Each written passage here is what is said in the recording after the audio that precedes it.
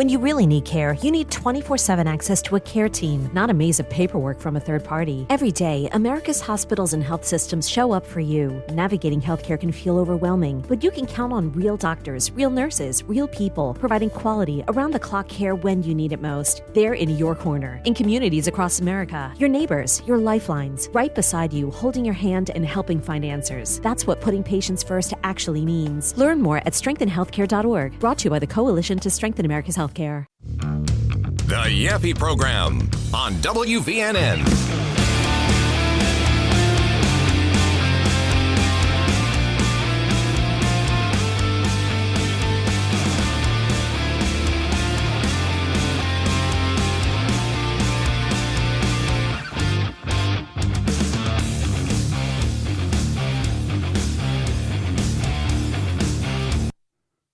All right, we are back here on the Yaffee Program, another edition of the show. We were having some technical difficulties. Austin, let me know that you can hear me right now. If you're on, I can hear you, Yaffee. You're on now. Oh, okay, good. All right, appreciate everyone joining the show today. We do have some breaking news out of Iran, which I want to get to in a moment. Hopefully, this can help the situation in the Strait of Hormuz. So we'll talk about that. Later on in the show, the Alabama Bullet Points. At the bottom of the hour, we're going to speak with Cameron Smith. He is a columnist for AL.com. Been a little bit since we've talked to him, but I know he wants to comment on the war in Iran. So we'll get to that. The government shutdown thing still continues on. The U.S. Senate race in Alabama is getting pretty interesting, so we'll have to discuss that. And the next hour, we'll speak about another election when it comes to another candidate. We'll speak with another candidate in the U.S. Senate race as Jared Hudson is going to join the show. He's a former Navy SEAL, also CEO of Covenant Rescue Group and running for the U.S. Senate. So we'll talk with him. And Austin is here producing, as you just heard a second ago. He's going to do What's Trending later on. Austin, other than the technical difficulties, how are you, sir? I am doing well. The weather is pleasant. It's not cold like a week ago, so I'm enjoying myself. Yeah, it's supposed to be. What's the high today? It's supposed to be in the 80s, right? Like the upper 80s? It's something nice. Like yeah. I mean, Alabama, I guess apparently next week it's going to be freezing again or something. But for now, it's what? Nice. Don't tell me that. No way. I don't. Is that for real? I was sad to read about that this morning, but somebody said there's another cold front maybe coming in again. So we'll see. Gee, God. No, I thought we were done. I thought we were done with that. All right. Do you happen to have the audio ready? Yes, I by do. The way? Okay, we'll get to that in a moment. I want to get your reaction, by the way. Got to remind you, we're here on the Yaffee text line, 866-494-9866, 866-494-WVNN, brought to you by RegenesisStemCell.com. By the way, I meant to ask, the question of the day. Dale hates when I'm doing this for some reason. Doesn't like how I'm doing this, but I'm going to do it anyway because it's my show. But we're giving away Doobie Brothers tickets. So if you want to see them in concert, they're going to be in Huntsville in October. But if you want to get a pair of tickets to see them, I want you to weigh in on our Yaffee text line, 866-494-9866, 866-494-WVNN, and tell me, what do you think the big, beautiful prize was that apparently Trump and the U.S. got from Iran? Trump was saying that a couple days ago, that somehow we were getting a big present from Iran, and talks are going well. But he says, I'm not going to tell you what that is, what that prize is. What do you think it is? An idea maybe is a magic carpet. That would be cool, I think. I don't know. Maybe just a barrel of oil. They just sent over a barrel of oil. I don't know. But if you have one, tell me on the Yaffee text line what you think. And let me know you want to win those tickets, because I'm going to give away some today. That's going to be kind of the question throughout the show, and we'll get your responses in. But we do have some breaking news out of Iran. It says here, according to the Wall Street Journal, Israel says it killed the IRGC Navy commander responsible for blocking the Strait of Hormuz. Now, Pakistan also said Iran was considering the U.S.'s proposals in indirect talks, while President Trump said Tehran better get serious soon.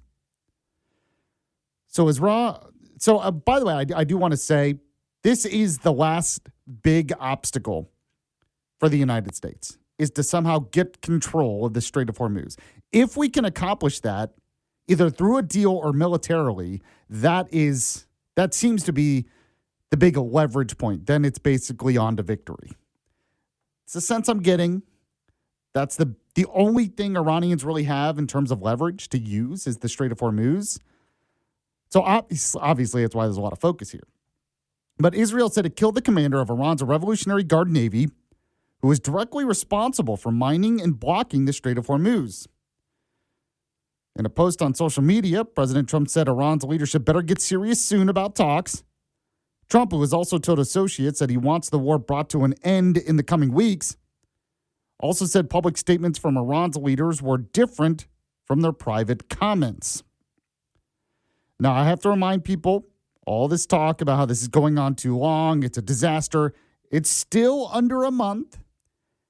And at the very beginning, Trump's communication with this war has not been the greatest. He runs based on chaos theory, I guess. I know Dale was talking about it. But it's sort of his deal-making strategy. You throw out different options. He doesn't want to commit to one thing because, originally he said unconditional surrender, but if he absolutely commits to that, maybe he can't get a better deal. We all know this is how Trump works. But I will say that he's been very consistent since the beginning that this military operation would probably last 4 to 5 weeks. He said maybe it could last longer, but that was kind of the estimate. So we're still within that window, just so everyone knows. But that seems to be now NATO chief says alliance is stronger than ever, even though Trump has been critical of them. So tell me what you think. We have our Yaffee text line, a bunch of people weighing in already. What is Trump's big prize that he got from Iran? If you give me a good answer, I'll read it on the air and you have a chance to win a pair of tickets to see the Doobie Brothers. Now, let's get to the audio here. I know President Trump talked about this yesterday, of course. Go ahead if you can, Austin. Play Trump Cut 1 for me. They want to make a deal so badly, but they're afraid to say it because they figure they'll be killed by their own people. They're also afraid they'll be killed by us. I went on to do something that for 47 years should have been done by any of the other presidents. And you heard numerous of them said they wished they did it, but they didn't have the guts to do it. We had no choice. I thought that the energy prices, oil price would go up higher. I thought the stock market would go somewhat lower, but it didn't matter to me. It's short term. What we had to do is get rid of the cancer. We had to cut out the cancer. The cancer was Iran with a nuclear weapon, and we've cut it out. Now we're going to finish it off. So, I mean, that's actually a good way to put it, that the cancer, especially when it comes to the Middle East and Iran, was nuclear weapons, potential for them to get nukes, and that has been a big part of the operation. So if that's true, that's really good. Now, Caroline Leavitt, Trump's press secretary, also commented on this yesterday. Go and play the cut of her for me, Caroline Leavitt. Talks continue. They are productive, as the president said on Monday, and they continue to be. If Iran fails to accept the reality of the current moment, if they fail to understand that they have been defeated militarily and will continue to be, President Trump will ensure they are hit harder than they have ever been hit before. We are very close to meeting the core objectives of Operation Epic Fury, and this military mission continues unabated. By the way, on the military mission, let's go ahead and play the latest from one of the military leaders, Admiral Brad Cooper, commenting on this yesterday. Play the Brad Cooper cut for me. And if you combine what we've accomplished with the success of our Israeli ally, together we have struck thousands more, clearly demonstrating that we're stronger together. They've now lost the ability to meaningfully project naval power and influence around the region and around the world. As we've highlighted previously, Iran's drone and missile launch rates are down by more than 90%.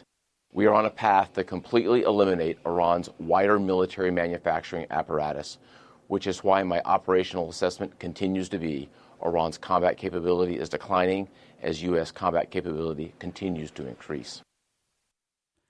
Now we can talk about the Democratic side of this, their response, which a lot of it's been pretty crazy. But the one sole voice of reason in their party, John Fetterman out of Pennsylvania, who I think is going to be kicked out of their party pretty soon, he commented on this. Play the John Fetterman cut for me. What those cowards can do, they fire off some random drones at civilians. They can't engage our traditional military capabilities. That's a fact. That's all they can do. Okay, I mean, that's very true, actually. Like I said, if you look at the military aspects of this, it's been one of the most successful military campaigns probably in the history of the world. But is that enough? Or do you have to force regime change to get real change in the region? Now, I also want to play another Democrat who is not the voice of reason anywhere on anything, and that's Hakeem Jeffries, the House Minority Leader. Play the Hakeem Jeffries cut for me, Austin. In order to ensure that more than 20 million Americans are able to afford to go see a doctor when they need one. We're fighting for health care, not warfare. Hakeem Jeffries loves the platitudes. He loves the political talking points. There is no depth ever to what he says. Has anyone else noticed that? Now, I hate to say it, though, but that line could be kind of effective. You know, we're for healthcare, not warfare. Unfortunately, a lot of Democrats will eat that up. But I keep reminding people, the idea, okay, we never go to war, we don't fund the military, and then we're going to spend that money on socialized healthcare, that doesn't sound great.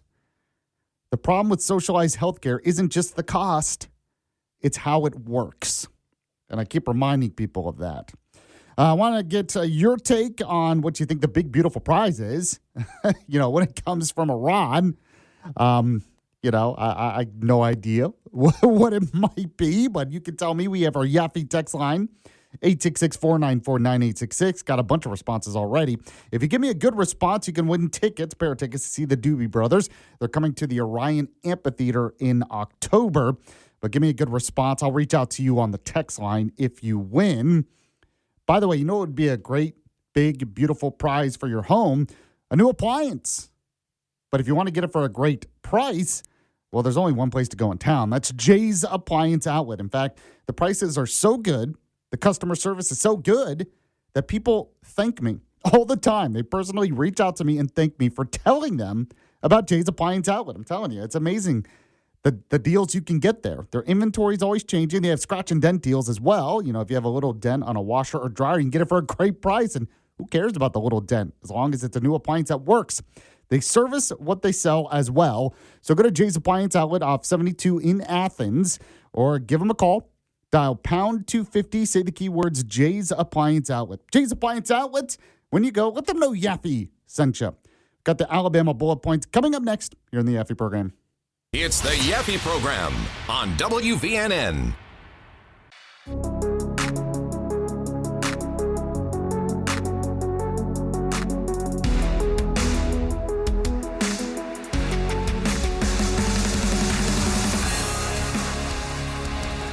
We're back here on the Yaffee program. News Talk 770 AM, 92.5 FM, WVNN. The question of the day, if you want to win tickets to see the Doobie Brothers, what is the big, beautiful prize from Iran? Now, I've had a couple of people weigh in. This is actually a really good response. But they're saying maybe it's tactical information that whoever we're dealing with maybe gave the location for this Navy admiral of the IRGC that was the Navy leader that was causing problems in the Strait of Hormuz has now been killed by Israel. Maybe that was the prize, which is kind of an interesting... I like that. So if you want to weigh in, you can. We have our Yaffee text line, 866-494-9866, 866-494-WVNN, brought to you by RegenesisStemCell.com. All right, let's get to the Alabama headlines real quick. We have those Alabama bullet points. Alabama bullet points. Today's headlines from around the Yellowhammer State. Sponsored by Larry's Pistol and Pawn. Number 4 today. Illegal gambling machines seized across Alabama with raids in multiple cities. So law enforcement agencies across Alabama conducted coordinated raids targeting illegal gambling machines in multiple cities. Now, this happened in Alexander City and Huntsville. In Alexander City, a multi-agency operation involving local police and the county sheriff's office and the Alabama Attorney General's office seized 32 gambling machines and a large amount of cash from a business on Hillaby Street following multiple complaints. Now, no arrests were made there, and the investigation remains ongoing. In Huntsville, authorities arrested a 59-year-old man for running an illegal gambling operation from a residence, recovering hard drives, firearms, and drugs, while additional machines were seized at a gas station on University Drive. So the crackdown continues, but this is all, as Dale said, a push to legalize this eventually.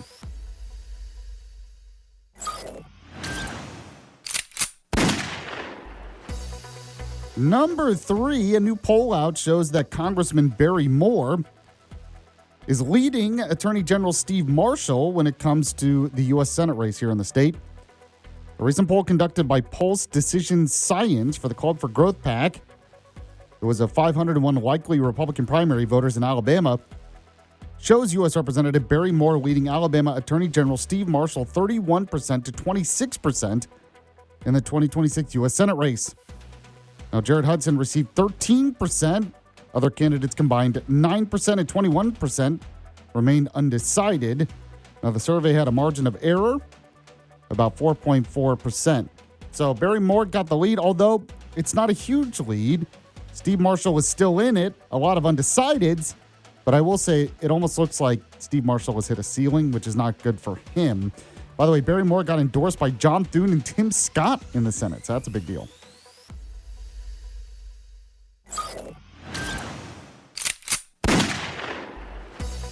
Number 2 today, Congressman Mike Rogers, who is the chairman of the House Armed Services Committee.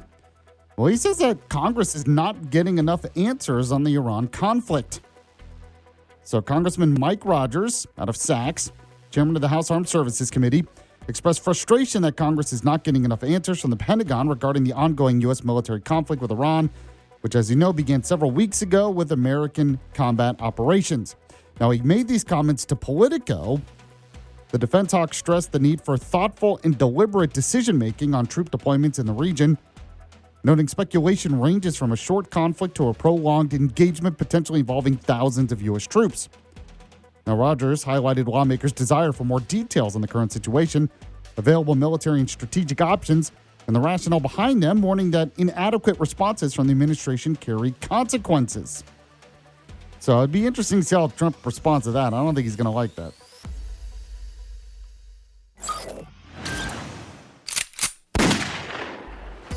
And number 1, this might be my favorite story of the day, and proof that Tuberville listens to the show. What can I say? But U.S. Senator Tommy Tuberville argues for privatizing airport security amid the continued chaos due to the government shutdown.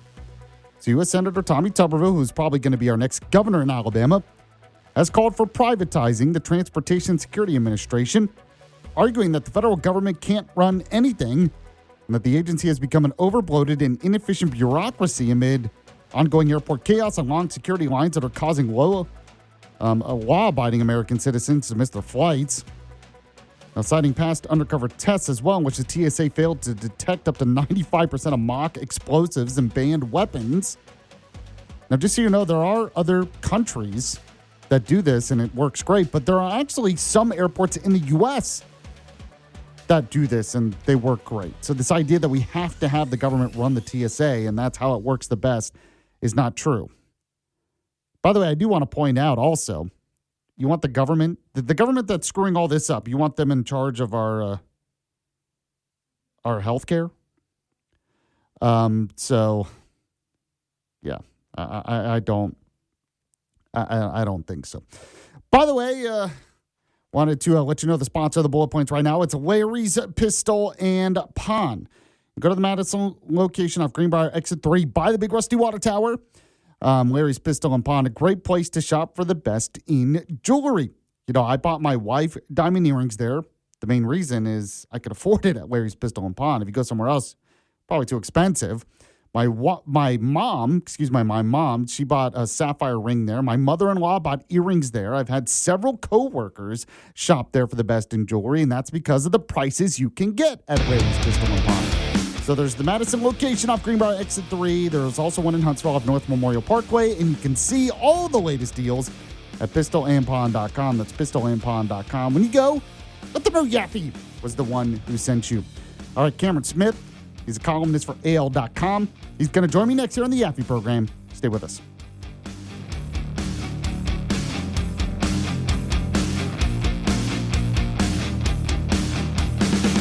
You're listening to Yaffee on WVNN.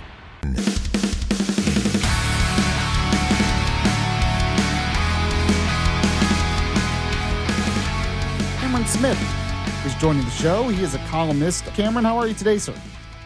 You know, it is a beautiful day. I am driving around in Franklin, Tennessee, and man, it is just lovely. Yeah, I mean, it's beautiful here too, which is, you know, the weather's been kind of crazy the past couple of weeks, so it's nice to have just a really nice day. So you think we're winning the war against Iran? We have destroyed their military. So congratulations. We can all give ourselves a round of applause. The problem with that is I don't know that was actually a necessary objective. I still don't know if we have completely derailed and shuttered their nuclear capacities. We clearly haven't successfully had regime change. We actually have a more hardline regime that is angrier with us than the previous supreme leader. That's what happens when you kill somebody's dad and wife. And we don't have clear metrics for success, but we keep saying that we're winning. And my look at it is, well, gas is between $4 and $5 a gallon. We did see the market come back to life in hopes that there is a deal. I wasn't aware that we were making deals with this regime. I thought that we had said, no deal, we're going to replace you. This is the game plan. And this goes to the point of it's very hard to win if you don't have clear objectives. And I don't think we have clear objectives. And, oh, by the way, Iran is sitting on a virtually infinite wallet of oil reserves. So even if you break their military, their ability to quickly have the capital to go procure weapons of mass destruction to try to hit you at home, cross that porous border and commit a terrorist act, they've got the cash. They'll always have the cash. And so we've got to figure out what we actually want and pursue it, because right now we've blown up some stuff successfully. And if that's what you think winning is, then okay. But I'm just not sure. Well, it sounds like your main criticism is the main criticism you have on most things in this administration. It's really just communication. It's that Trump doesn't have clear communication. I feel like I've heard much better communication from, say, a Marco Rubio, a Pete Hegseth, some other leaders. But Trump goes from unconditional surrender, demanding that, to, well, we're going to make a deal. And I understand this is kind of part of Trump's philosophy. He believes in that sort of chaos theory where you have to make better deals by doing that. But that can be a little bit frustrating, because if you want to get the American people on board to support you, especially if this lasts longer than a couple of months, you need to sell it to the American people why we're there. Yeah, and I'm just not buying that anymore. The whole, well, Trump understands and the rest of us are idiots who don't. That's just not true. The situation is more of, we need you to tell us what you want to accomplish. Now, how you negotiate and how you get there is up to you. You're the president. But if the goal is, hey, we want a new regime, we want no nuclear weapons, we want whatever, you need to tell us that, because you shouldn't have a secret objective for the adversary. You should be real clear. That's one of the things in war, is we want to be very clear about why we're trying to blow your stuff up and kill you, because we need you to do this thing so we can stop. And I think that's a very, very low-level ask. You know, I get it. Let's not spoil any surprises early. That would be really bad. But if we can do it so that we get some information now that we've been in this for weeks, I think that's a reasonable ask. Now, what do you think about the other side of this? Because, I've said as well, my main criticism of Trump, it's been basically won in this war, is kind of what you said. You have to sell it to the American people what the actual objective is, and you need to do that ahead of time. You can't just expect them to follow because you're Trump. But you also have the other side where Democrats say this is an unwinnable war. They say it's a forever war. They say it's an unmitigated disaster. They say we're losing. What do you think about their take on this? They're weird. They've been weird for a minute now. That Trump broke them and made them That's for sure. say lots of silly things. And the idea that we're losing seems a little bit far-fetched. But I also think, and what I'm saying is, I'm not sure we're winning because I don't really know what winning is because nobody has bothered to tell me. But Democrats are, the sky is falling, everything is broken, everything is bad. But it's mostly because of Trump, and they want to win politically so that we can do some more virtue signaling. I'm not buying that. I'm not playing the game with Democrats. Democrats need to come up with some better alternatives and put that on the table versus just whining. And they're just whining right now without any sort of real ideas. I haven't heard Democrats or Republicans talk about the fact that, we have a massive amount of financial liabilities. The Treasury Department basically in its unified statement said we're insolvent because we have about $6 trillion in assets and 140 something trillion in liabilities. And, when you're clipping out interest payments, so you don't get anything for it at $1 trillion plus a year, something's going really, really wrong. And I think that's where we've got to have a very tough discussion as a nation on our political leaders have failed us, and it's quickly going to start hurting us. And our options are basically economic collapse or hyperinflation. Pick your poison. And those aren't options that we should want. We need better leadership. Well, and I think that's related to the Iran war in a way, too, when you're talking about the national debt, because, I'm still hearing the same arguments that the reason why we're in debt and we can't afford other things is because of foreign wars or because of tax cuts. That's kind of what the Democrats will say. I'm not necessarily buying that either. The idea that, okay, we're not going to spend money on wars so that we should spend it on socialized health care and we're not going to be in debt. That doesn't sound true, but you're right in another sense that no one's willing to have these conversations. We're not willing to actually deal with the problem of the debt. Yeah, and I hate, we don't have a taxing problem. We have a spending problem. And if you told me tax rates will increase 10%, but we're going to cut $1 trillion off our federal spending, I'd say, okay, cool, great compromise. Let's do it. But the problem is Democrats say we need to tax our way out of this. We need to stop spending on defense.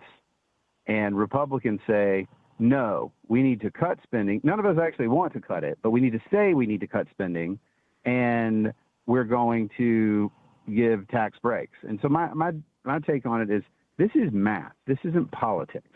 That's the bottom line here. And nobody's actually serious about the math. And so we're not going to change until it's too late. And when you're spending more on net interest payments than your Department of Defense, I can just tell you, you're doing it wrong, and it's going to hurt you. Speaking with Cameron Smith, he is a columnist. So I am curious your thoughts on how this Iran war ends.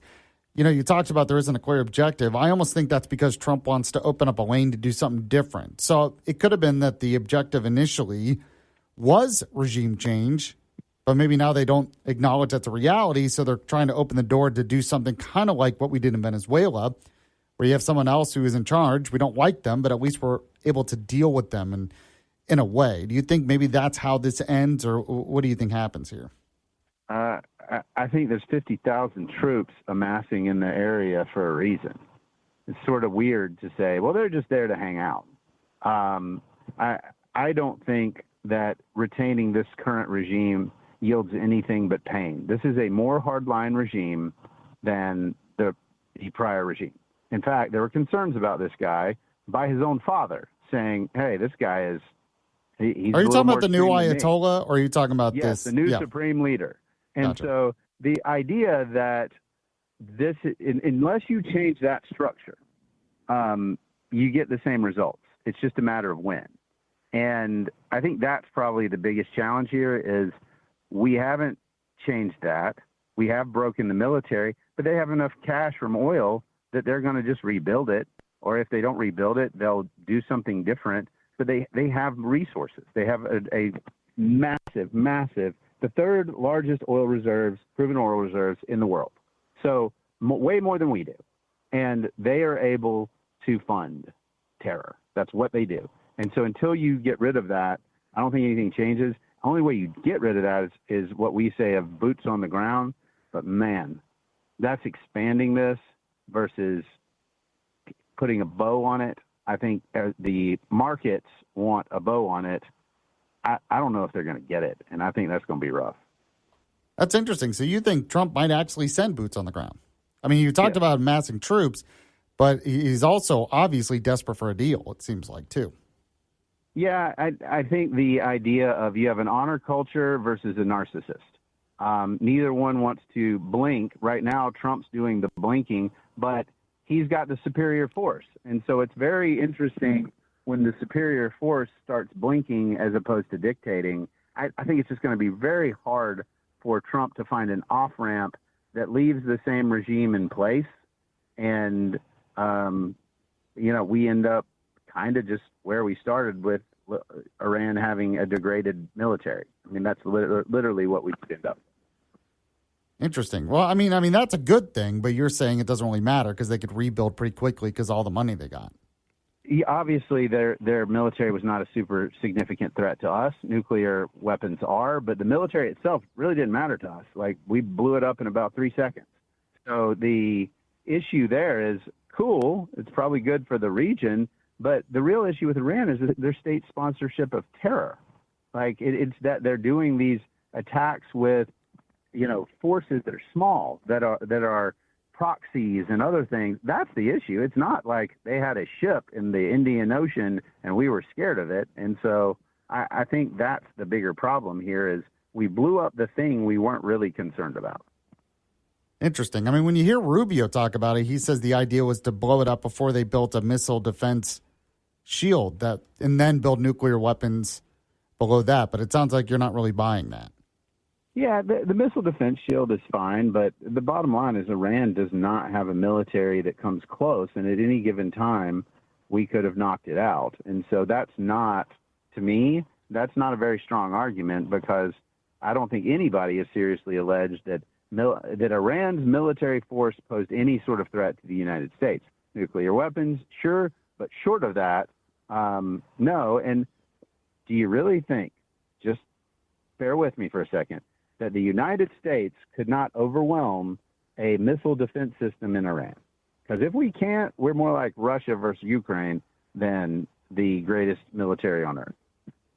Cameron Smith, he is a columnist. Cameron, always appreciate you coming on. We'll talk to you again in the future. Thanks, Yaffee. When you really need care, you need 24/7 access to a care team, not a maze of paperwork from a third party. Every day, America's hospitals and health systems show up for you. Navigating healthcare can feel overwhelming, but you can count on real doctors, real nurses, real people, providing quality, around-the-clock care when you need it most. They're in your corner, in communities across America. Your neighbors, your lifelines, right beside you, holding your hand and helping find answers. That's what putting patients first actually means. Learn more at strengthenhealthcare.org. Brought to you by the Coalition to Strengthen America's Healthcare. The NFL Draft, presented by Bud Light, is coming to Pittsburgh, and it's your chance to witness the future of the game for free from April 23rd to April 25th. Feel the energy of the NFL Draft. See the Vince Lombardi Trophy and Super Bowl rings. Meet NFL players and legends. Enjoy interactive games and live music performances, and be there as the future of the NFL takes center stage. The NFL Draft starts April 23rd. Register for free entry at NFL.com/draft access today. The Yaffee Program.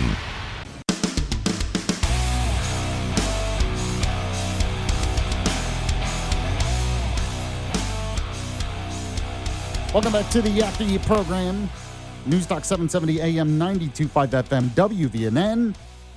I'm giving away Doobie Brothers tickets as well. Question of the day, doing it in a way that Dale Jackson hates. But, I'm doing it anyway. It's my show.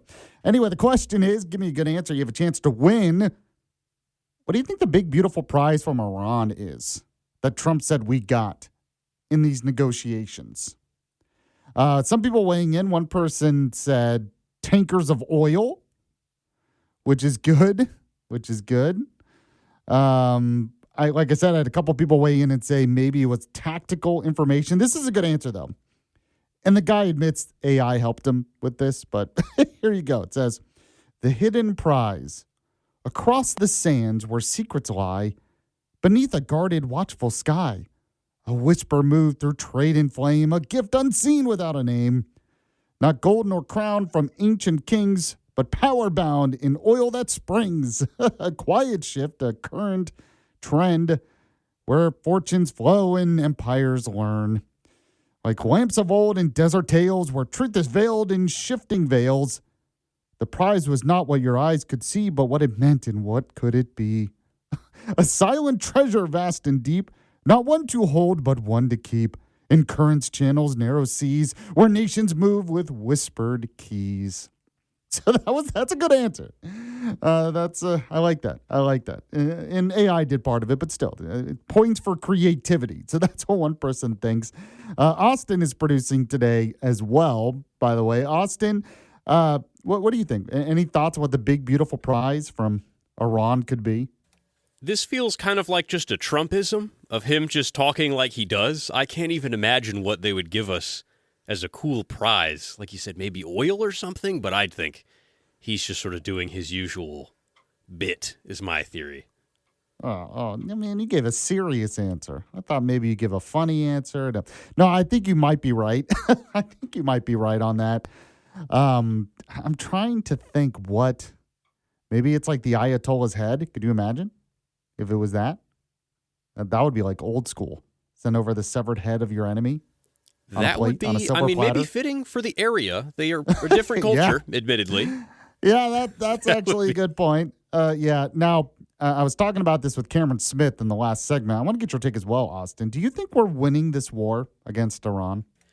I think pretty obviously. I mean, it is America. I think I've been really puzzled to see people talking about the efficacy. I mean, maybe should we do this could be a question someone could ask, but is America going to win a war against a random Middle Eastern country? I think, come on. Yeah. Okay. So you think we're winning and we're going to win ultimate victory, of course. I think so, yeah. I think it's, what does that look like for the future? I mean, that could be a question. I mean, who's going to fill that sort of vacuum? What's going to happen with that? That's up for debate, but I mean, is America going to get what it wants? Yeah. Probably. Yeah, I think that's a pretty good point. So Cameron Smith in the last segment, he's a columnist for AL.com. If you missed it, the interview will be up on the podcast. He was pretty pessimistic, and most of the complaints that I hear from those that are conservatives and maybe support the war, but they still want to complain, usually has to do with Trump's mouth. I mean, that usually is the biggest complaint, that Trump is not focused, that he has a lot of different objectives. Maybe some people wanted him to go to Congress first. Congressman Mike Rogers said that maybe there should be more information given to Congress about what's going on, especially if this is going to continue on for a while. So when you talk about victory, it's like, okay, do we have to put boots on the ground to get ultimate victory? And what, kind of like what you said, Austin, what does ultimate victory look like? I am leaning toward the idea. Now, Israel's helped out a lot too, which makes things different. I think what's probably going to happen is a little bit of what I talked about yesterday.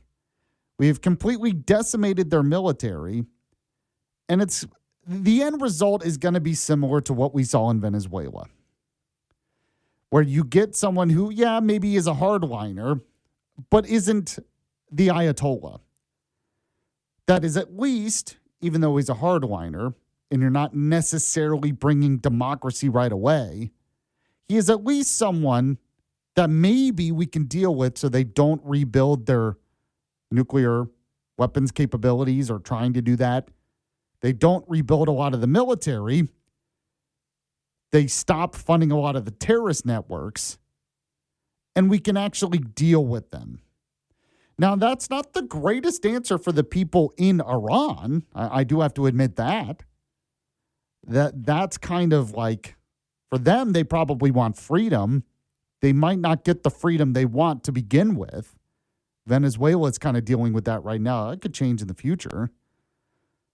But at the very least, and they're talking about this guy who's the Speaker of the Iranian Parliament, where he is a hardliner, but maybe he's not quite a religious nut job like the Ayatollahs are.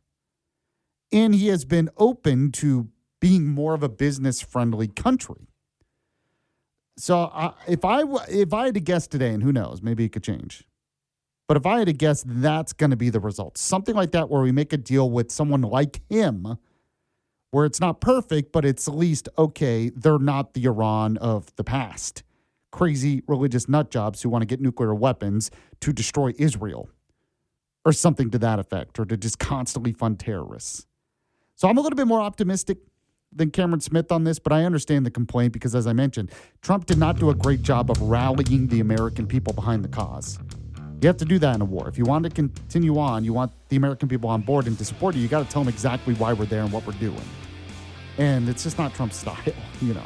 He kind of likes having all his options open all the time. All right, coming up next, we're going to speak more about this with Jared Hudson, who is running for the U.S. Senate here in Alabama. You're listening to the Yaffee program. Stay with us.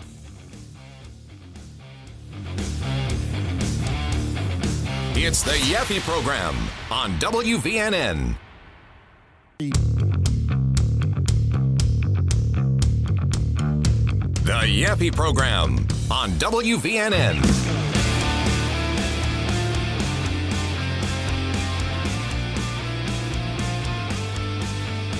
News Talk 770 AM, 92.5 FM, WVNN. You know who this is. You know how this show works. You should know how to spell my last name, by the way, by now. A lot of you do. I've noticed on the text line. More and more people getting it right. The Yaffee text line. It's spelled Yaffee. I am Alabama's voice of reason, Huntsville's conservative conscience. Glad you've joined the show today. You can also listen online at WVNN.com, the iHeartRadio app, the TuneIn Radio app, or any of your smart devices. Joining me on the show right now is Jared Hudson. He is a former Navy SEAL, also the CEO of Covenant Rescue Group, also a candidate for the U.S. Senate. Jared, thank you so much for coming on. I really appreciate it. Thanks for having me, brother. How you doing? Doing good. I've been asking pretty much all of my guests this one question. Are we winning the war in Iran? So I'll ask you the same thing. Do you think we're winning the war against Iran? Yeah, well, at the front end, it's kind of it is a little bit of a loaded question whether we realize it or not, and so the first thing is we've been in war with the IRGC. That's the loaded part, right? This ain't the Persian people. This is the Iranian Revolutionary Guard, and we've been at war with them for 50 years, 47 years, right, since 1979. When the Ayatollahs took over, 1989, the Ayatollah that we smoked a couple of weeks ago took over, and that is who we're fighting. During GWAT, I fought people, killed guys that were trained by the IRGC. Buddies were killed by guys building IEDs, both Taliban and Al-Qaeda, where they had partnered with the IRGC to fight, American forces while we were overseas during GWAT. So this is a war that's been going on. It's a war that we have been winning, yes, but it is very difficult when you're fighting somebody that's so decentralized as the IRGC, and that's why we're seeing these continuous launches going out. So the biggest thing we have to remember is we're not fighting the Persian people. There's 75 million people in Iran that don't want the IRGC. We're fighting those who are IRGC backers, in particular the IRGC themselves. And I would say, yes, we're winning that battle. We're winning that war. I mean, heck, we even smoked one of their naval commanders this morning. So, yeah, we are, and they're wanting to come to the table. I know the Trump administration has talked about that multiple times. The president's come on and talked about, hey, they want a deal, and we've backed off. We said, okay, we're not going to knock out your desalination plants because that's going to impact a lot of people's water. We're not going to knock out different infrastructure or energy grids that you have because you're wanting to come to the table and make a deal. And I think that's what you see going on. You see Trump with a handout to make a deal, but he's got his fist balled up on the other side, ready to hammer down. Don't confuse our willingness to be nice with or our ability to be nice with our willingness to break your jaw, and that's kind of what we're sitting at right now.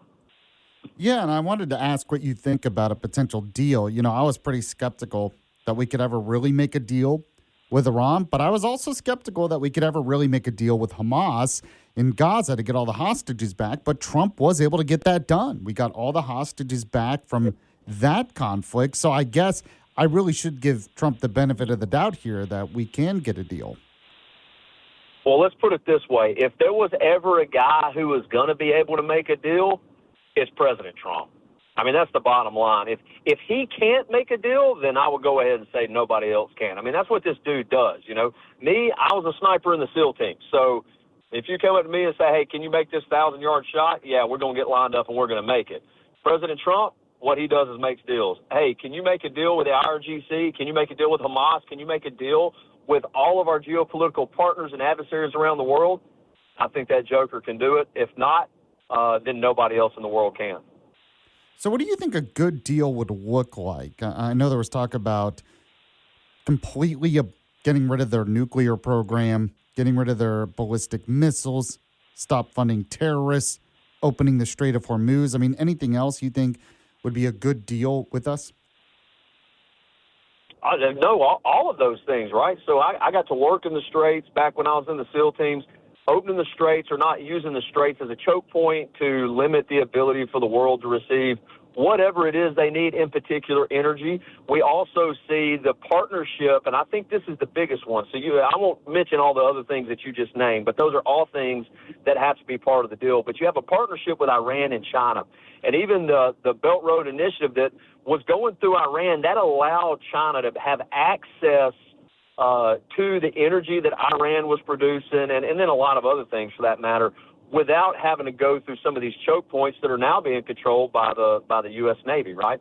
So with all of that being said, I think one of the biggest deals would be making them an ally, making the Persian people an ally, right, and getting rid of the IRGC, or getting the IRGC not to ally with China, but to ally with U.S. initiatives, to ally with our Arab partners, and our Israeli partners in that area of the world, and then obviously our European partners, because we have partners in all of those areas that are just a hop, skip, and a jump away. And heck, even the IRGC sent a ICBM that if it could hit Diego Garcia, right, they sent it over that way. It's like 2,500 miles. They can hit Moscow, they can hit London, and I think that's pulled a lot of our European partners back into the game. So all of that being said, I think partnering with us and our allies and not with actors like China, foreign adversaries like China, is going to be huge.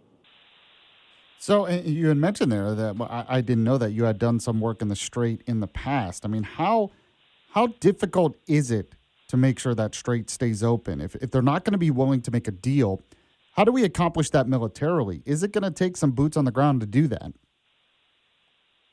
No, I don't believe so, and I believe that that's what we see going on right now. I mean, the administration has been very clear, and I think the American people have been very clear, especially after GWAT, what it cost us in lives and blood, and then also what it cost us economically. Boots on the ground is of the absolute last resort, and I don't think that that's going to be needed in this case because, again, we have crushed them, their leadership, and the infrastructure of the IRGC so bad, even though that it's complex in nature and how they fight because they're so decentralized.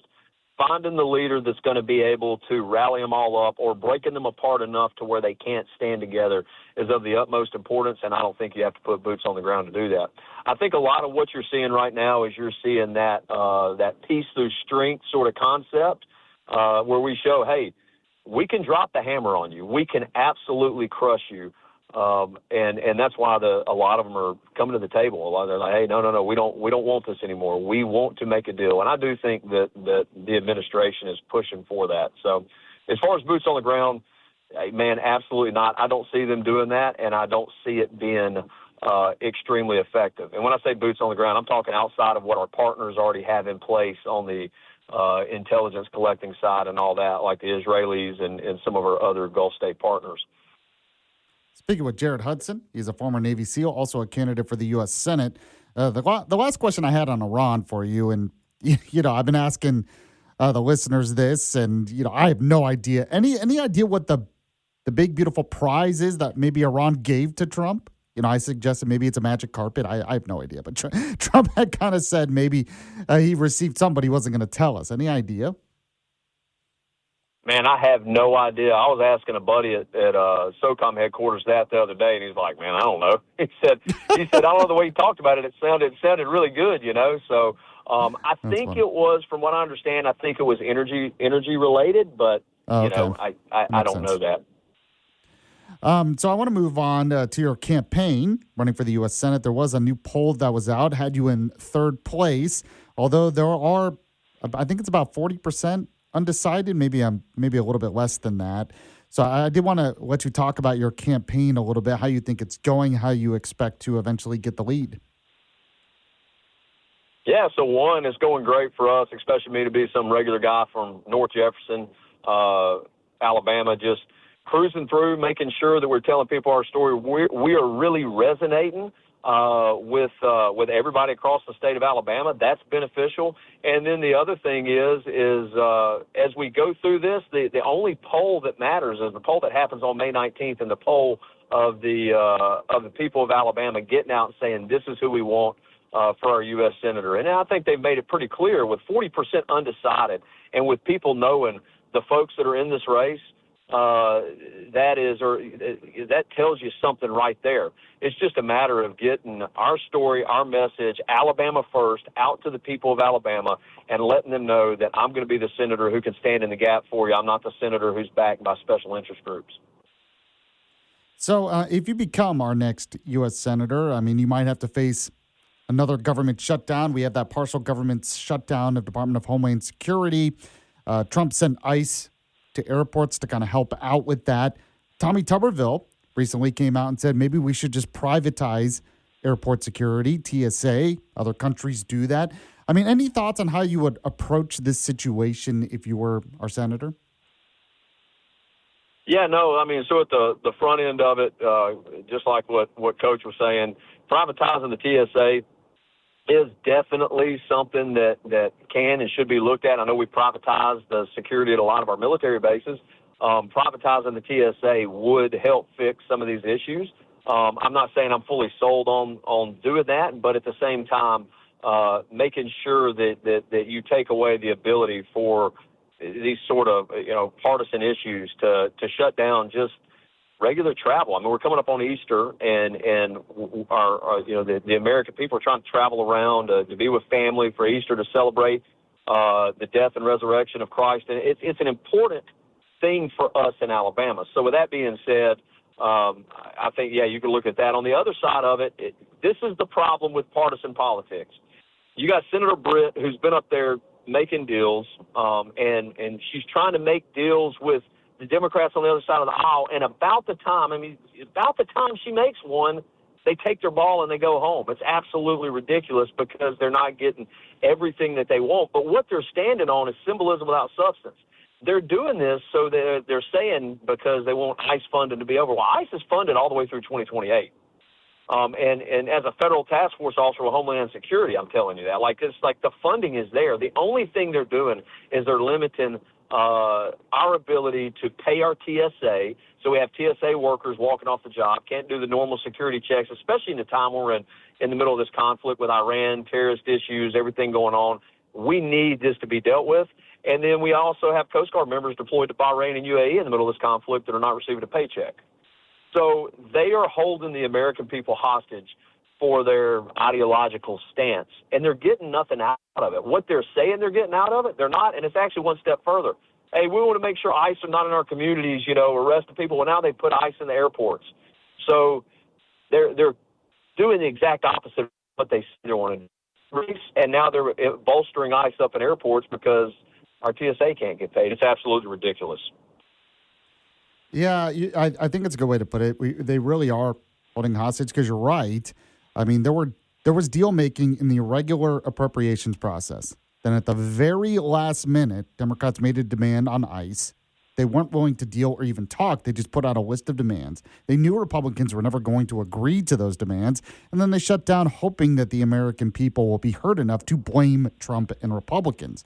And I guess my final question for you is, do you think coming up in the midterms that Republicans will be blamed, or are the American people waking up to who really caused this? Man, that's the $1 million question right there. I hope and I think going across Alabama and talking with people across the state of Alabama, I think that Alabama understands that this is not an issue that's being created by the Trump administration and by the Republicans that are fighting to, put us first, put the American people first, that this is issues created by partisan politics of a bunch of crybabies, a bunch of pencil neck crybabies like Schumer, who want to sit up there and basically let their online base control what they do. It's absolutely insane. And so I hope the American people are waking up. I do believe the people in Alabama, I won't even say they're waking up. I think they're already awake and they're getting motivated to make sure that we crush the Dems in this upcoming general election. Jared Hudson, he's a former Navy SEAL, also running for the U.S. Senate. Really appreciate you coming on, sir. As always, we'll talk to you again next time. Hey, thanks for having me. Tell everybody, Young Republicans meeting tonight. I'll be at Full Moon Barbecue up in Huntsville this evening. I'd love to see if y'all want to come out. Oh, great. Great. All right. Full Moon Barbecue in Huntsville. What time tonight? 6:30. 6:30 tonight, Full Moon Barbecue. Okay. Thank you so much for coming on. I appreciate it. We'll talk to you again soon, and we'll also be back in a moment here on the Yaffee program. Stay with us. You're listening to Yaffee on WVNN. The show where you can count on the latest news, the important guests, and the best analysis, all for your morning commute. The Yaffee program continues on WVNN.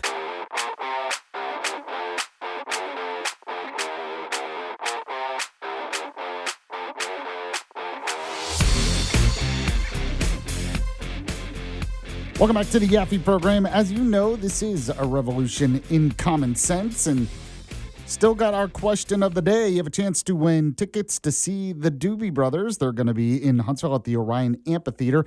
That's coming up in October, but you can win today and give me a good answer, and I'm curious what maybe you think about it. What was the big, beautiful prize that Trump apparently got from Iran? Now, Jared Hudson was on in the last segment, and he said maybe it was energy related, he thinks, but he has no idea. But tell me what you think. Getting all kinds of answers on that. Now, yesterday I reported that we possibly had some kind of deal to end this partial government shutdown, but now you have Republicans and Democrats possibly throwing a wrench into that, which goes back to what I've been saying from the beginning, that the best solution, because this will happen again, the government shutdown thing, for some reason, Democrats have determined that government shutdowns help them in elections. And if they win the midterms, which is possible, they'll determine that it worked, and they'll keep doing it, especially when you have such an even split in Congress. So only a couple of different ways to end shutdowns at this point. Get rid of the filibuster, have Republicans win many more elections. But when it comes to airport security, we just need to privatize it. In Tuberville, I had forgotten that he proposed this last year, and he's exactly right because he mentioned it again. So during a call with reporters yesterday, Tuberville called for private contractors to take over airport security across the country. He said, let somebody else other than the federal government run this. As you all know, I introduced the Abolish the TSA Act last year with Senator Mike Lee. For years, Obama and Joe Biden allowed illegal aliens to move around the country freely on commercial flights on your dime, the taxpayers of this country. Now, Democrats are holding funding for the Transportation Security Administration, holding it hostage, resulting in hours of long security lines at airports where law-abiding American citizens are missing their flights. He said, I'm thankful for most of the TSA agents. They have continued to show up to work without pay. But all this could be avoided if we privatized airport security and got it out of the federal government. He said the federal government can't run anything. This is such a great point. I keep reminding people, by the way, all of that we're dealing with these government shutdowns. Could you imagine if we had single payer, if I could talk today, single payer healthcare? If we had government controlled healthcare? Imagine a government shutdown then. And yeah, that's what some Democrats want. But I asked Grok this because I wasn't sure. I know that in many other countries, they not only have privatized security, they have privatized air traffic control, which is another thing we should do, by the way. But according to Grok, approximately 20 airports in the U.S. use private security contractors for passenger and baggage screening instead of federal TSA employees. Now, as I mentioned, if we're going to do this, yeah, we need some oversight. Definitely need to have some oversight with it. And apparently that's what we have with these airports. So there is already a precedent to do this.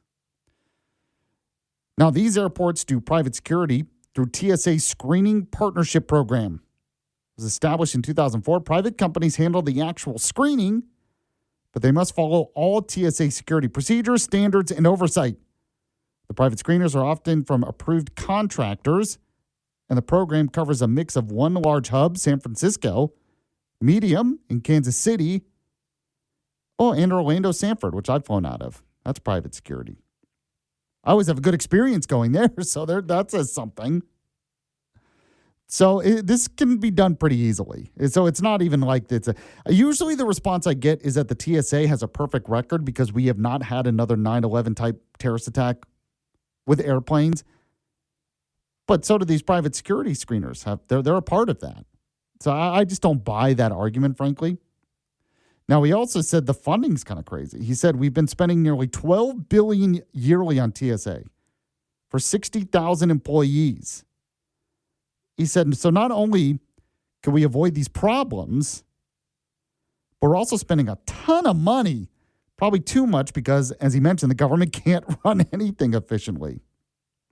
So he said, in light of everything happening right now, plan to continue conversations with Senator Lee and other colleagues about what we can do to privatize TSA. I honestly think this is something where I think Trump needs to weigh in.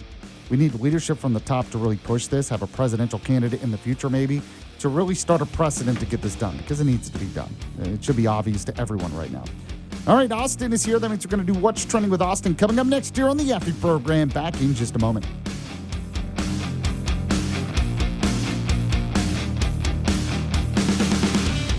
Yaffee program. Your heart health. Download the free app or visit GoodRx.com today. GoodRx is not insurance but can be used instead of insurance, including Medicare and other federal and state-funded programs. He is Alabama's voice of reason. Yaffee is on WVNN.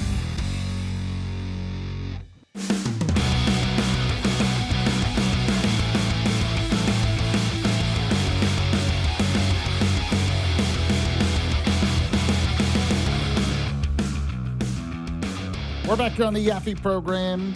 This is the show where you can count on the latest news, the important guests, and the best analysis, all for your morning commute here on News Talk 770 AM 92.5 FM WVNN. Also for some fun. I admit that too. I hope you have some fun in the morning with me.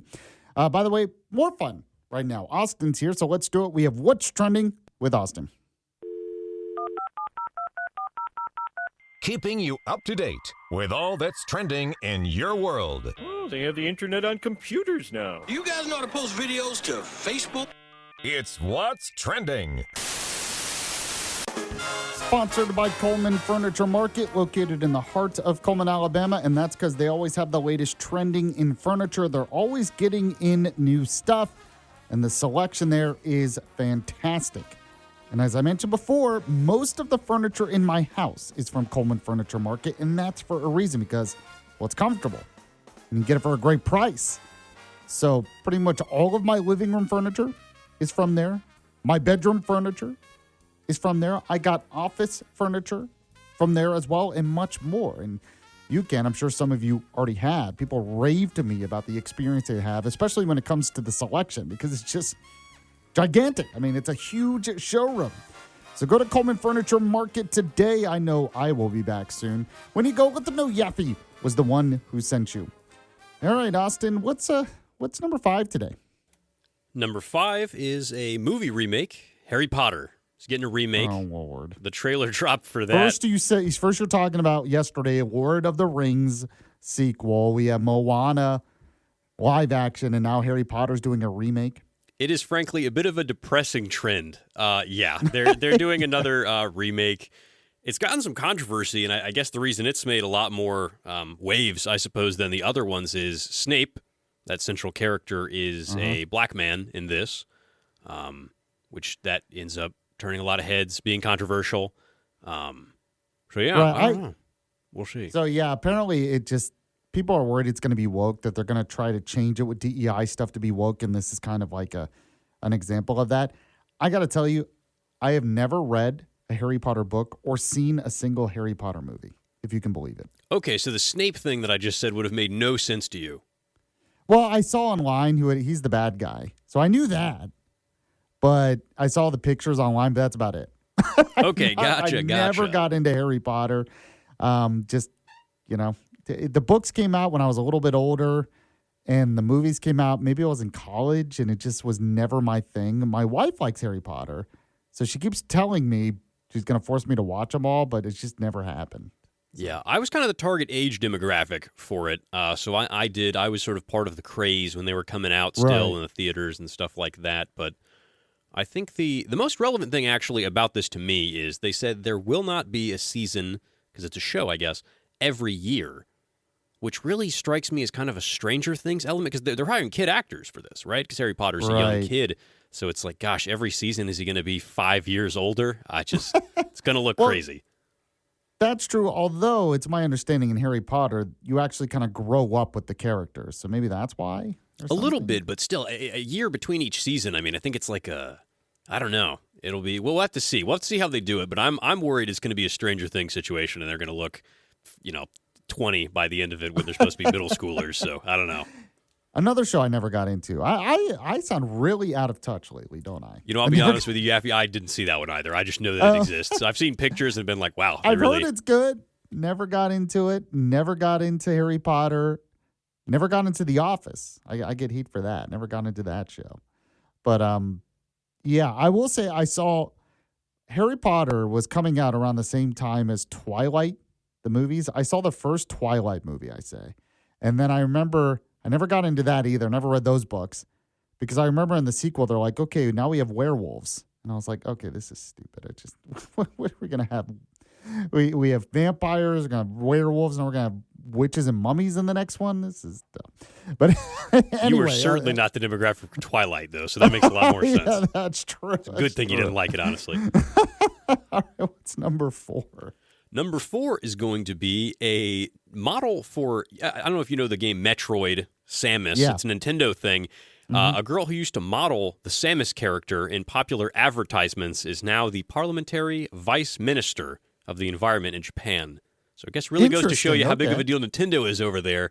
That's how she got her start, was just modeling Nintendo characters, and now she is in Parliament. So I am so tempted. I had a Super Nintendo for a while, even after it was a thing. And I'm so tempted now to get one. You can buy like the systems that will like play old games of Super Nintendo or something. I'm so tempted to get because I kind of miss it. Some of the old Super Nintendo. Yeah, games. I got an old CRT TV, so it looked authentic, and I've been booting up a Nintendo 64 really? to show my wife. Yeah, I had to carry it in the house. That thing's like 400 pounds. It was awful. What have you been playing? The old Legend of Zelda games. Okay, I mean, you got to play GoldenEye. That's the game. Man, yeah, I was too young. I was too young for GoldenEye. You were too young. Well, I guess maybe you were. GoldenEye was the game. I mean, anytime you went to someone's house or whatever, any event in N64 was there, multiplayer was GoldenEye, and man, you missed out. You got to find it. Have you ever played it? I have never even played it. Like I said, I was too much of a baby, so it was like Mario Kart or something like that. It was the multiplayer for the friends. But if you have your N64, you better go get GoldenEye. I am mandating it. I'll have to go hunt that down. As your boss. All right, what's number 3? Number 3 is a big piece of Alabama news. Central Alabama Water is getting rid of fluoride. They serve Birmingham. I think it's 770,000 people that they serve. I guess it's because of budget cuts. I actually read into it because I was like, is this like a health thing? Because, fluoride's getting a pretty bad rap in this era. But no, I think it was their budget was basically cut in half. Went from $75 million to $34 million. So they figured, hey, good time to cut it. I know some people that are very passionate about this and really think fluoride is causing problems in our health. I'm a little bit more skeptical about that. I'm skeptical about a lot of this stuff that they say is causing our health. And I'll tell people why real quick. When people say, food dyes causes cancer, I need an example of a person who you can say he got cancer from food dyes. Like I need some kind of, like when it comes to smoking, you know that you could give countless examples of someone smoked for years, got lung cancer. You see an obvious connection. A lot of this other stuff, it's like, well, this one study said this and some kind of test and maybe it causes cancer. And I want to be like, no, I want to see the person that we can connect to say he got that cancer from a food dye or got that type of cancer from fluoride. I never hear that. So that's why I'm always skeptical, if that sounds weird at all to anyone. You're one of the few. I feel like you're kind of a holdout a little bit. It feels like very popular these days to not like food now. I'm sort of part of the wave, honestly, of being like, we could just get rid of these, right? Well, and they are. And there is a good point to be made that we don't really need them. I guess I'm just skeptical that all our health problems are caused by stuff like that. Like we eat too much sugar. That's the problem. We don't exercise and we eat too much sugar. A lot of the other stuff, I think it's like, okay, I don't know if that's everything, but I could be wrong. You're crunchy, though, it sounds like. I'm a little bit crunchy. I'm kind of on the crunchy way. Whenever you go to Europe, they banned a lot of these things. People are like, wow, I lost 5 pounds and I ate 4,000 calories a day. And it's like, well, maybe it's because they're not using all the gunk in there. Okay, fair enough. All right, what is number? Are we at number 3, number 2? I forget. We're at number 2. 2, yeah, number 2. Number 2 is the U.S. Army raises the age from 35 to 42 for enlistment. And they're going to waive, if you have a single marijuana charge, they're going to waive that. Look the other way. That doesn't surprise me. I mean, they obviously want to do it for recruitment. Although, gosh, 42 to go into the Army? Honestly, when I read this, I guess they did it once before. I kind of looked into it a little bit more. It was in 2006 when it would have been relevant given another war in the Middle East.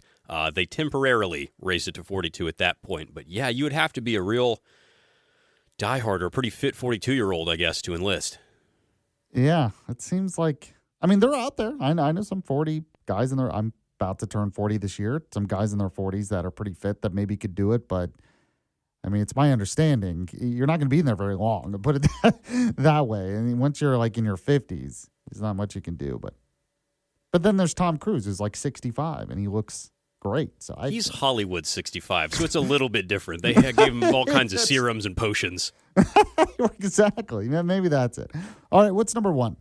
Number 1 is a pretty rough piece of news. A young lady named Noel Ramos in Spain is set up to be the first assisted suicide with euthanasia. I know it's huge in Canada. In Spain. Yeah, Spain is, let's hope it's not getting on the train because this will be the first one reported in that country, but it's, I don't know, a brutal piece of news. I think it's reported that about 100,000 people are going to try to head out to the hospital tomorrow to kind of not really protest, but just show her that there is some support. So, we'll see how that story develops, but yeah, a shame. I've not looked deeply into this story. Is this someone who has like a chronic disease or something and they... No, I mean, it's even more unfortunate than that in a way. It was that she was kind of sexually abused by... I guess, they have a pretty big migrant problem in Spain, so it's political for that reason as well. But she's just depressed or something? I suppose she was depressed because of that, which, it's I guess, broken big news because of that as well. Is that, I mean, I don't support it at all, but I can almost rationalize it if you're, like, dying anyway, and you just, want the pain to end or something. But this kind of stuff is scary. When you're like, I'm just depressed, so I'm going to commit. It is pretty frightening. I'm with you. I'm pretty much against it just as a blanket kind of thing, but it is crazy somebody going to a therapist and them saying, well, usually I was supposed to stop you from killing yourself, but can I recommend this to you? I mean, it's almost morbid a little bit, but yeah. I just can't imagine how it does any good for society at all. For people, society, I can't think of a single reason why it's good. Maybe somebody else can, but although it does remind me, did you ever watch Futurama? I did. Yes, I know exactly what you're talking about. You put like a quarter in some booth. Yes, yeah. And then you can choose how you get killed, and he wants to get killed by like stabbing or something. I don't know. It was something ridiculous. Yeah, I watched that show in college. That was a lot of fun. And I'm like, I guess maybe that show was a little more prescient than we thought. That's like going to become a thing. They played it as such a joke, whereas when you get to morbid reality, it's like, I don't know if I'm laughing anymore. Of course, it's funny too because that's true. It was funny too because it was the robot that wanted to do it, which is like, yes, yeah. It's like, okay, what is he even going to do? All right, Austin, I appreciate it. We'll be back with the Yaffee program rewind in just a moment here on WVNN. It's the Yaffee program on WVNN. Sponsored by Gravely Zero-Turn Commercial Mowers. Save up to 20% during the Mow the Distance sales event. From the Way TV newsroom, here's coverage you can count on. Good morning, everybody. I'm Week 31's Chris Tatum. Huntsville City school leaders are encouraging parents to keep an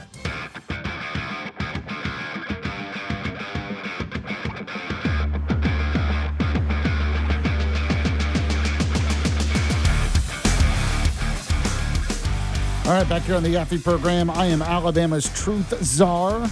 This is Huntsville's Disinformation Board. Let's see here. A bunch of people still weighing in when it came to the question of the day. You have a chance to win Doobie Brothers tickets. The question, pretty easy. What do you think the big, beautiful prize was when it came from Iran to Trump? All kinds of different answers. If you give me a good one, I'll reach out to you on the text line. The Yaffee text line, 866-494-9866, 866-494-WVNN. By the way, the text line is brought to you by RegenesisStemCell.com. Contact Regenesis Stem Cell Center today if you deal with, say, neuropathy.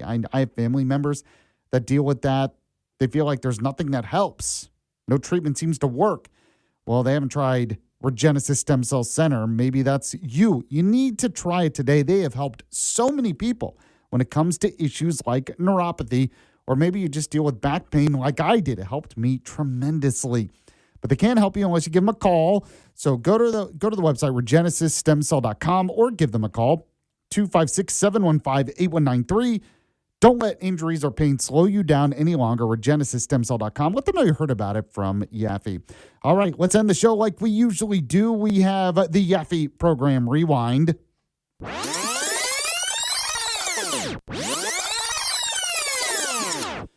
All right, so this is the time of the show where I remind you, if you missed any of it live, the podcast is up on the website, WVNN.com, or subscribe anywhere you get your podcast. Tell your friends, all that good stuff. So at the beginning of the show, we talked about the latest in Iran, always trying to give you the latest news there. The latest that we have, actually, is that Israel says they killed the IRGC Navy commander that they believe was mainly responsible for blocking the Strait of Hormuz. The other piece of news is Pakistan said Iran was considering the U.S. proposals in indirect talks, while President Trump said Tehran better get serious soon. And I played some cuts earlier, so I'll play them again here. Go ahead and play the Trump cut for me, Austin, if you can. They want to make a deal so badly, but they're afraid to say it because they figure they'll be killed by their own people. They're also afraid they'll be killed by us. I went on to do something that for 47 years should have been done by any of the other presidents. And you heard numerous of them said they wished they did it, but they didn't have the guts to do it. We had no choice. I thought that the energy prices, oil price would go up higher. I thought the stock market would go somewhat lower, but it didn't matter to me. It's short term. What we had to do is get rid of the cancer. We had to cut out the cancer. The cancer was Iran with a nuclear weapon. And we've cut it out. Now we're going to finish it off. So, by the way, there's breaking news now. I guess the question is over. So if you had another answer, I'm sorry. I've already given away the tickets. But apparently Trump just said within the last few minutes that the gift that Iran gave him in a show of peace was 10 tankers of oil, which we had Jared Hudson on earlier on in the show, and he said it was probably energy related. We did have some people weighing in on the text line saying that same thing, probably oil or something. I thought maybe a barrel of oil. Like I said, a magic carpet would have been cooler, but fine. 10 tankers of oil apparently is the gift that we received. So there you go. So we talked about that earlier on in the show. If you missed the segment, the podcast is up. We also had the Alabama bullet points today. One of the stories I had was the fact that Congressman Barry Moore, who's running for the Senate, is in the lead in that Senate race against Steve Marshall, 31-26, and Jared Hudson's at about 13%. So we had the details of that and more in the Alabama bullet points. I do that every day. You can always see that on my Facebook and X page and Instagram page as well, so check that out. Then we spoke with Cameron Smith. He is a columnist for AL.com. You can check out the conversation I had with him on the podcast. He is pretty skeptical when it comes to the Iran war. I mean, he supports the military efforts. I think he supports the idea of stopping Iran and stopping their nuclear program, but he doesn't like Trump's communication on it because he's not sure what ultimate victory is, and it seems like Trump has kind of changed. You know, he's gone back and forth a little bit. So if you missed his take on it, like, I'm not as skeptical as he is. I tend to be a lot more optimistic on it, frankly. I understand that Trump's a deal maker, but I think at the end of the day, what's going to happen, and I talked about this earlier as well, so the podcast is up, but at the end of the day, what's going to happen is you're going to get a similar situation to Venezuela, where we get a leader in there who isn't great. You don't have freedom and democracy necessarily in Iran yet, but it's at least someone we can make deals with, that we can kind of control, that we can kind of keep in check. That seems to be what the result's going to be, which, by the way, that happens in war. I mean, if you read the history of war in the world, that is sometimes what happens. That is sometimes the outcome. That doesn't mean you lost or something.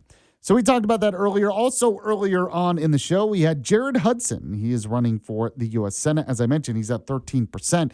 He joined me on the show. I asked him if he thought we were winning the war in Iran, and he said yes, although he admitted he was talking about some of the military aspects, and really the main goal right now is to take out the IRGC. And he actually had talked about he had done some work in the Strait of Hormuz in the past. So he said he doesn't necessarily think it would take boots on the ground to secure it. So we talked about that.